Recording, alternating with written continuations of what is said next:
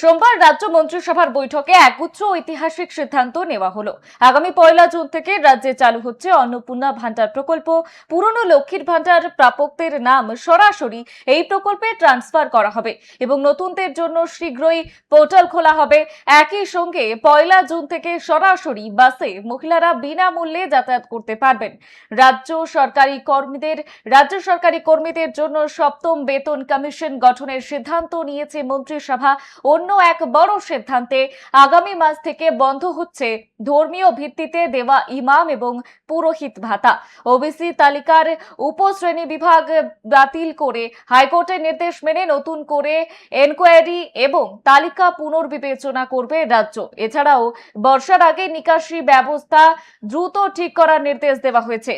এই মুহূর্তে যে বড় খবরের দিকে আমাদের নজর রয়েছে, 1 জুন থেকে রাজ্যে শুরু হচ্ছে অন্নপূর্ণা ভান্ডার প্রকল্প। লক্ষ্মীর ভান্ডার প্রাপকেরা সরাসরি এই প্রকল্পের সুবিধা পাবেন। 1 জুন থেকেই রাজ্যের সরকারি বাসে মহিলাদের জন্য সম্পূর্ণ বিনামূল্যে যাতায়াত পরিষেবা শুরু। রাজ্য সরকারি কর্মীদের বেতন কাঠামো সংশোধনের লক্ষ্যে গঠিত হচ্ছে সপ্তম রাজ্য বেতন কমিশন। সম্পূর্ণ বন্ধ ধর্মীয় ভিত্তিতে দেওয়া ইমাম ভাতা এবং পুরোহিত ভাতা। হাইকোর্টে নির্দেশ মেনে ওবিসি তালিকা পুনর্বিবেচনা, উপশ্রেণী বিভাগ বাতিলের সিদ্ধান্ত মন্ত্রিসভার।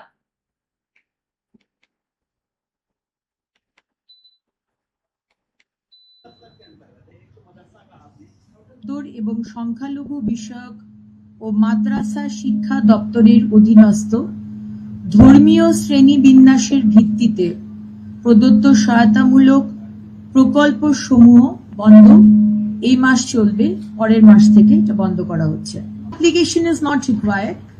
যারা যারা লক্ষ্মীর ভান্ডার পেতেন তাদেরই নাম আবার করে অন্নপূর্ণার ভান্ডার, জাস্ট নামগুলো ট্রান্সফার হয়ে যাবে এই স্কিমে। না, ডাইরেক্ট ব্যাংক ট্রান্সফার হবে এবং যারা পাননি আমরা খুব শীঘ্রই একটি পোর্টাল শুরু করতে চলেছি। সেখানে যারা পাননি এতদিন তারা সরকারি বাসে মহিলারা বিনামূল্যে যাতায়াত করবেন সেই বিষয়টিকে রাখা হচ্ছে। যা যা প্রায়োরিটি সেগুলো নিয়ে ডিসকাশন